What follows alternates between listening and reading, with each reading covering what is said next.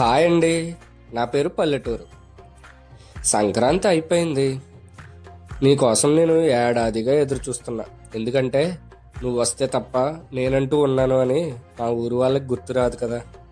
అదే నువ్వు వస్తున్నావు అనేసరికి ముందు నుండి కంగారు పడతారు.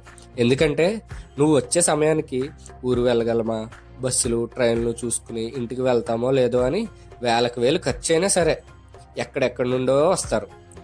అందుకే నేను కూడా నీకోసం అంతలా ఎదురు చూస్తా. ఎందుకంటే వాళ్ళంతా వస్తే వాళ్ళ ఇంట్లో వాళ్ళకంటే ఎక్కువగా నేనేగా ఆనందపడేది.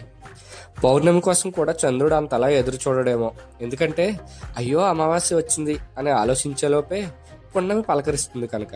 కానీ మా వాళ్ళు అంతా అలా కాదే. నువ్వు వస్తున్నావు అంటేనే వస్తారు.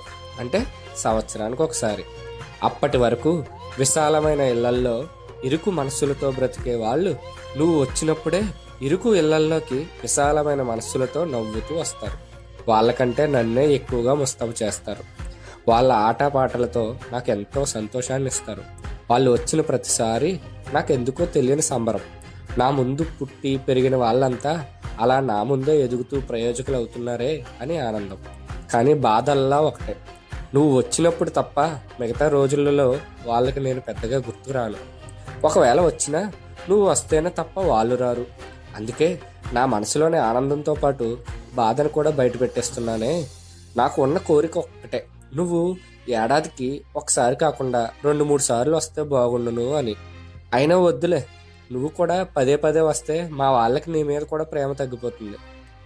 సరే మరి, ఈ సంవత్సరం పండుగ అనుభవాలను తీసుకుని అందరూ క్షేమంగా వెళ్ళి లాభంగా రండి. మళ్ళీ సంవత్సరం కలుద్దాం. ఇక ఉంటా మరి. సంక్రాంతి మీద ప్రేమతో, ఓ పల్లెటూరు.